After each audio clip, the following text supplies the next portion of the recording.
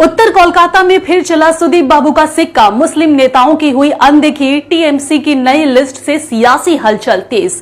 पश्चिम बंगाल की राजनीति एक बार फिर से गरमाई हुई है और वजह है तृणमूल कांग्रेस की तरफ से घोषित 35 सांगठनिक जिलों की नई कमेटी। इस बार की लिस्ट में जहां पार्टी ने कुछ पुराने चेहरों पर फिर से भरोसा जताया है, वहीं नए चेहरों को भी मौके दिए हैं। लेकिन असली मसाला तो उत्तर कोलकाता की कमेटी में है। यहां टीएमसी ने एक बार फिर से अपने सीनियर नेता सुदीप बंदोपाध्याय को कमान सौंपी है। जी हां, वही सुदीप बाबू जिन पर ममता दीदी की पूरी आस है। उनके नेतृत्व में बनाई गई कोर कमेटी में सारे स्थानीय विधायक शामिल कर दिए गए हैं। इनमें काशीपुर बेलगछिया के अतिन घोष से लेकर श्यामपुकुर की डॉक्टर शशि पांजा, जोड़ासांको के विवेक गुप्ता, चौरंगी की नैना बंदोपाध्याय, इंटाली के स्वर्ण कमल साहा, बेलघरिया से परेश पाल और मानिक तल्ला से पूर्व मंत्री साधन पांडे की धर्मपत्नी सुप्ति पांडे तक की नामों की फहरिस्त वीआईपी है। इतना ही नहीं, कमेटी में वार्ड नंबर 56 के स्वप्न समझदार और वार्ड नंबर 57 के जीवन साहा जैसे 2 हैवीवेट पार्षद भी शामिल किए गए हैं। मतलब टीएमसी ने अपने फेवरेट्स को पूरी तरह से सेट कर दिया है। लेकिन सियासत में सब कुछ इतना गुलाबी नहीं होता और बात जब बंगाल की हो तो साजिश और नाराजगी का एंगल तो बनता ही है। पार्टी में कुछ कार्यकर्ताओं को हैरानी हो रही है कि सीनियर नेता संजय बख्शी का नाम लिस्ट में क्यों नहीं है।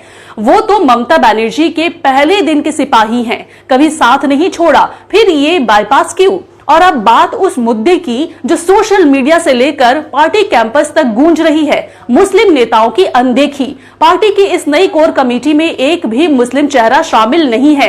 नाराज नेता खुलकर कह रहे हैं कि ग्राउंड लेवल पर काम करने वाले नेता जैसे कि वार्ड नंबर 54 के अमीरुद्दीन बॉबी तीसरी बार चुने गए पार्षद, वार्ड 62 की सना अहमद, वार्ड 39 के मोहम्मद जसीमुद्दीन तीसरी बार पार्षद और वार्ड 29 के इकबाल अहमद 2 बार चुने गए पार्षद, इन सभी को लिस्ट से बाहर रखना नाइंसाफी है।